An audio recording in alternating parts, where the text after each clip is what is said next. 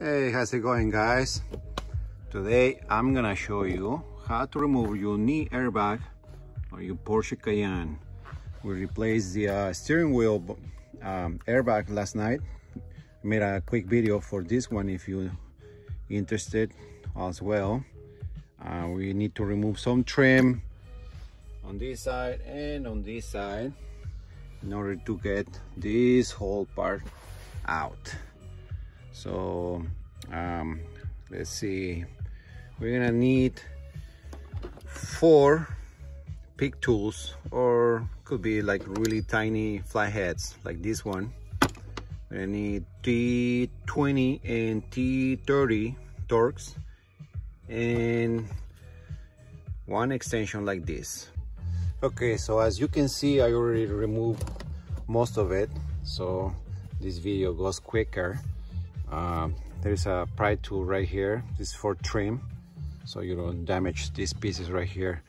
Right here on the bottom here, move this little lower. Right here on the corner, you're gonna work your way up, prying this piece out. Then, and we have 2 T20s right here. Take them out, and this is where your tiny pick tools or flatheads are gonna come handy. I'll show you in a second why you need this. Inside of this vent there is some clips.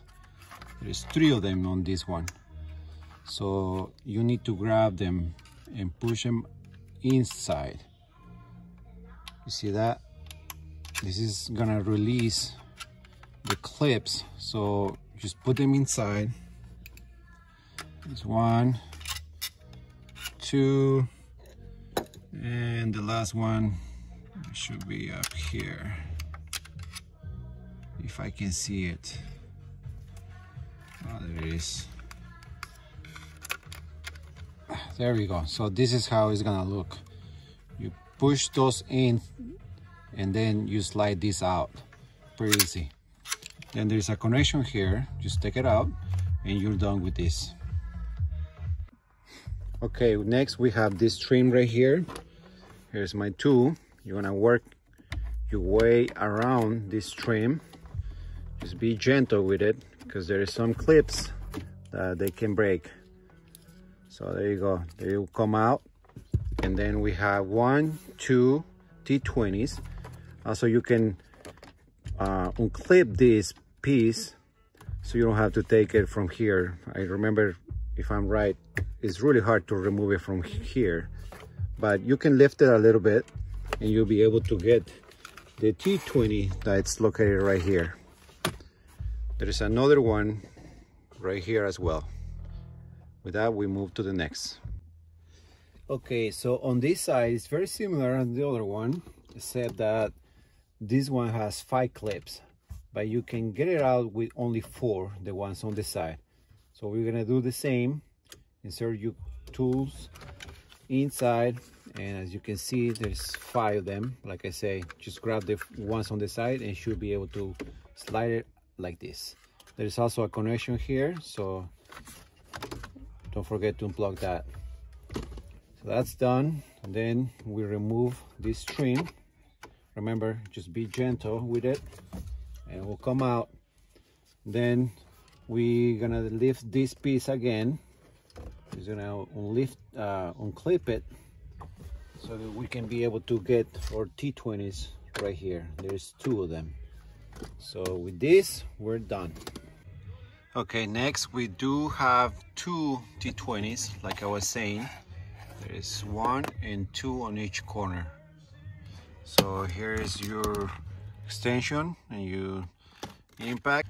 Right here on the bottom, there is 1, 2 T20s that you're gonna take out, and there is 3 T30s located. 1, 2, 3. You get those out and this whole piece should come out. All right, so I'm gonna take out the last bolt right here. There we go. Then we're just gonna grab it and unclip this here, and voila. So now this piece is out, and we need to disconnect these switches right here and the airbag. All right, so we are on the last part right here to take this sucker out. There is the OBD2 plug. There's 3 clips holding this connection here. So you take that out, take the headlight switch connection, this right here, just pull it out, and we have this parking brakes and switch. So unplug that too, and we have the airbag and a ground for the airbag. So the ground for the airbag, there is a 10mm that it's underneath here, connected to the steering rack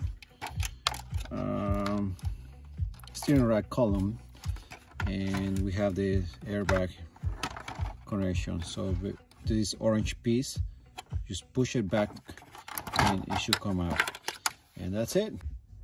Okay, so our last step on this is we need to remove the actual airbag out of here. So we need to remove these 8 T20s and 3 T25s.